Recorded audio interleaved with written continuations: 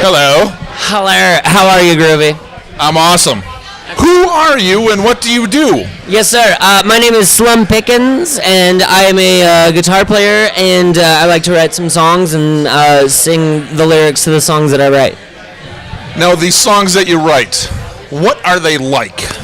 I like to consider it a very unique blend of old meets the new.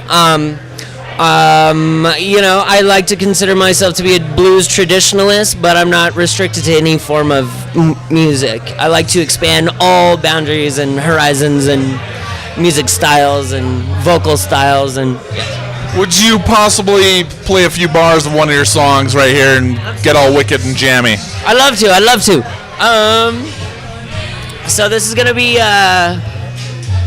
for example, this is just going to be kind of on the hip-hop side of something that I do. Not really hip-hop, but it's lyrical, so. But it comes from a song called Detroit. You don't mind if I cuss? Oh, no, cuss away. Okay, cuss away is good. You're saying that we're evil, but all of your attempts I consider to be equal. And I told you already, I'm ready to bounce you tall boys in a quarter ounce to get the chords I need to bounce on these bitches. I felt like 10 more of them this week. And if I told you this, would you still miss me or wanna kiss me like we used to? But I used you, and you're bruised too, which makes me even more scared to think I'm losing you. Because you cared for me, fed my ego, I met your family, and damn, we used to hump like porn stars on camera. We fucked up our anniversary. It would have been so sad to see a man to see insanity inside of me.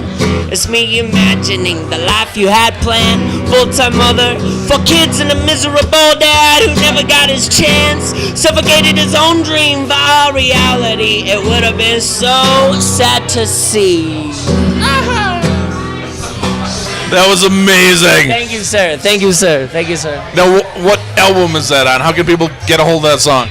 Yeah, so it's a brand new album. It's essentially a concept album. It's a double feature. It's 18 songs. It's broken down into 2 different parts, and that will be released here as soon as I can get some funds available to get it properly mastered and stuff. Now, what's the whole concept about it? The concept, it's split into 2 different albums in the bedroom, and the second one is called Prophet, P-R-O-F-I-T, P-R-O-P-H-E-T. It's just basically an album that matures within the lyrics and kind of sends me off into the last few songs really give you an idea of what the next few albums will be like. So. Wow, that's really freaking cool. Yeah. Now, what about UMS? So, what have you been doing here? UMS, I kicked it off. I helped kick it off yesterday. I'm also going to be playing at Mutiny next Tuesday and then the following Wednesday. But I was able to help open it and then close it out, so I think that's pretty cool. That is really cool. Yeah. And what about other shows after UMS? Other shows after the UMS, I've taken some time off from doing a lot of traveling. I traveled as a completely solo artist. Over the course of basically the first of this summer, and so just getting set up back in Denver and putting some of these ideas from the paper onto a new recording process, which seems very daunting and there's a lot more involved to it, but it's worth it. When's that whole thing gonna start? That's gonna start as soon as I really can and get up off my ass, I suppose. And then, but I'm playing a lot of local shows in the meantime, and the goal is to just keep moving and tour. So you're just gonna tour like a madman? I would like so. Yeah, absolutely.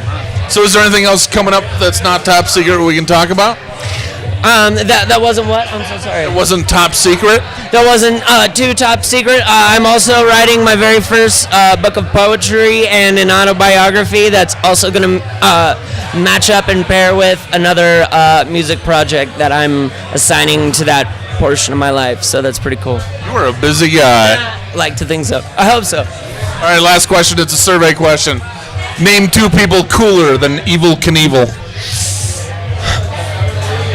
Number 1 answer is nobody. Number 2 is going to have to be Evel Knievel Jr. It's going to have to. Robbie Knievel's Knievel. I got to say, How so?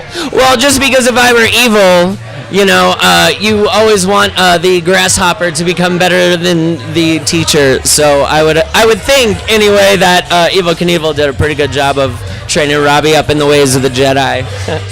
Awesome. Thank you so much, man. Thank you for your time. Absolutely, Griffin. Have a great UMass. Thank you, Griffin. Bye.